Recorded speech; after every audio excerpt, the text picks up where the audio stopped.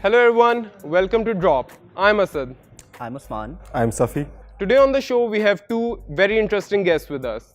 Usman, who's a practicing lawyer, and Safi, who's working with the government. As we review Indian elections, the first and foremost question, what went wrong with Congress? I think the right question to ask would be what didn't go wrong with Congress. So as far as the Indian elections are concerned, I believe that the Indian voter generally is moving towards the right. And the problem with the Congress in this election was a complete lack of political orientation. Vis-a-vis, say, the Conservatives right now in the United Kingdom. You don't exactly know where they stand on a lot of issues. On the other hand, the BJP promises stern, strong, powerful government, which I think the people of India think is the future. Rahul Gandhi is an inexperienced politician. He didn't make the requisite seat adjustments necessary with, say, the Aam Aadmi Party or the other opposition parties.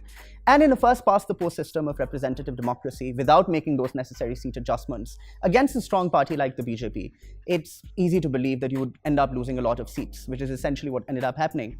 Beyond that, Congress from the last tenure has a horrible history of corruption attached to it. The dynastic politics of the party has been rejected by the people of India. They want to move towards a development-oriented sense of politics, and I think Modi offers them that. So I think with regards to Congress, it's a structural failure of not only their history and memory, but also where they place themselves exactly in this election. But with regards to Modi offering them development, future, won't you agree that Modi has failed on many fronts? On a lot of economic indicators showed that Modi hasn't performed that well, but he still came back into power. Safi? I completely agree with that. I feel that this is one reason why he has barked so much on the idea of everyone hashtag Chowkidar, right?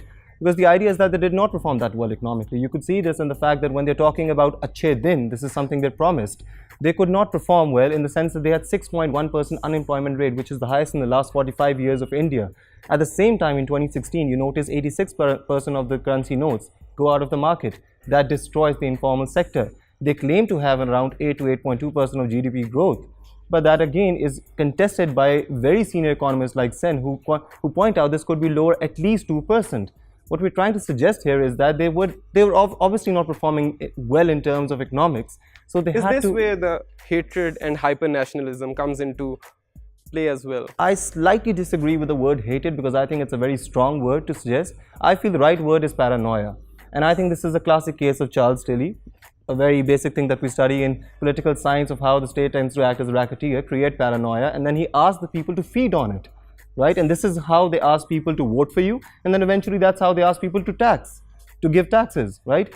So what I'm trying to suggest here is that this paranoia was created, and that's what he's fed off to somehow say that he's instilled genuine hatred for Pakistanis. I don't agree with that still. Any comments on that? Yeah, as far as I don't think hyper-nationalism was perhaps as important a factor in explaining these elections as it is painted out to be. So statistics are hard to come by, especially verifiable ones, given Modi's track record on statistics generally, and the elections have just concluded. But preliminary reports suggest, and it's very surprising, that Modi has increased his vote share amongst the Muslims, Dalits and Adivasis. And you don't really get that by peddling hate, do you? So you have to find an explanation for why these marginalized communities who are on the wrong end of the narrative and who are getting the wrong end of the stick as well happen to support Modi. And as far as that is concerned, I think Partha Chatterjee, the famous political thinker, offers a very good explanation in terms of what she calls providing access points to the poorest of the poor in India. So be it through Swachh Bharat or through massive public spending schemes in the Hindu heartland of 2018 and beyond. Not just the fact that he said that there was a threat from Pakistan, but also the entire year before, the BJP, Amit Shah and party have worked really, really hard on establishing a strong base through which they can operate. And this public spending scheme helps them with So that. drawing on what Hafiz has been saying, so can we conclude that populist politics is here to stay? And if that is the case, then how should the moderate and centrist parties readjust to this Let's change? start with one thing. I think let's clear it out first of all. Social sciences does not have the predictive power, and let's stop trying to be hard sciences. We're not hard sciences. What we see right now, nevertheless, is that there is a trend of populism we see in the world.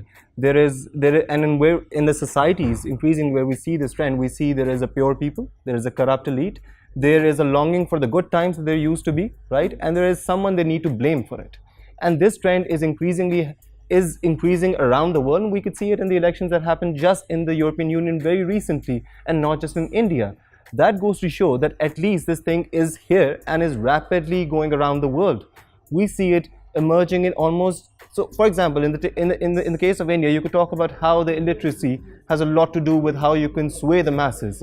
Could you make the same comment about EU? No. So it is here to stay. So any concluding thoughts on that? Populism is here to stay insofar as governments can no longer afford to overlook and alienate large swaths of their population. And that's what the Indian voter and electorate has said.